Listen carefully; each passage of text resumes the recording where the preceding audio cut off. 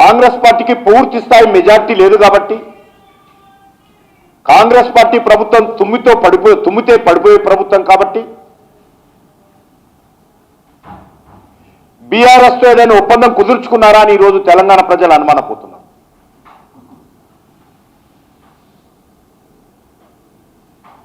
నేను ఫామ్ హౌస్లో ఉంటాను, నువ్వు ప్రగతి భవన్లో ఉండు,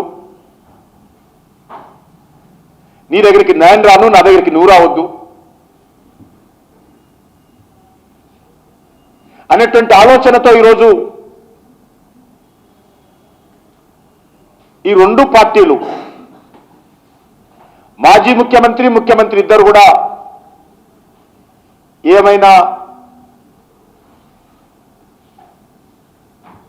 ఎంఐఎం మధ్యవర్తిత్వంతో అవగాహనకు వచ్చారా ఈరోజు తెలంగాణ ప్రజలు కోరుకుంటున్నారు. తెలియాల్సిన బాధ్యత ఉన్నది.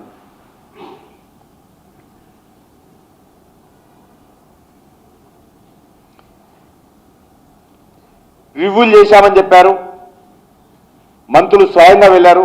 నేను ఒక్కటే అడుగుతా ఉన్నాను, మీరు రివ్యూలు చేయండి, పవర్ పాయింట్ ప్రజెంటేషన్స్ ఇవ్వండి, ప్రకటనలు మాత్రం చేయండి, మాకేం అభ్యంతరం లేదు. కానీ సిబిఐ దర్యాప్తుకి ఎందుకు ఆదేశించడం లేదు? మీరు ప్రతిపక్షంలో ఉన్నప్పుడు చెప్పారు కదా, ప్రధానమంత్రి గారిని సవాల్ చేశారు కదా,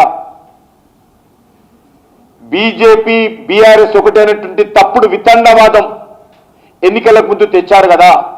ఈరోజు నేను సవాల్ చేస్తా ఉన్నాను బీజేపీ స్టేట్ ప్రెసిడెంట్గా, మీరు బీఆర్ఎస్ పార్టీ కాంగ్రెస్ పార్టీ ఒకటి కాదని అనుకుంటే, దమ్ముంటే సిబిఐకి దర్యాప్తుకు ఆదేశించాల్సిందిగా నేను సవాల్ చేస్తా ఉన్నాను. ఆదేశించినటువంటి 48 గంటల్లో సిబిఐ దర్యాప్తు ప్రారంభిస్తుందని కూడా నేను హామీ ఇస్తున్నాను. తెలంగాణ ప్రజలను కూడా కోరుతా ఉన్నాను, ఈ రెండు పార్టీల యొక్క నాటకాలు చూడాల్సిందిగా కోరుతా ఉన్నాను. ఇల్లు అలకగానే పండుగ కాదు, గ్యారంటీల పేరుతో అధికారంలో రావడమే కాదు. కాబట్టి ఇచ్చిన మాట మీద నిలబడాల్సినటువంటి బాధ్యత ఉన్నదనే విషయాన్ని నేను ఈరోజు కాంగ్రెస్ పార్టీ ప్రభుత్వానికి జ్ఞాపకం చేస్తూ,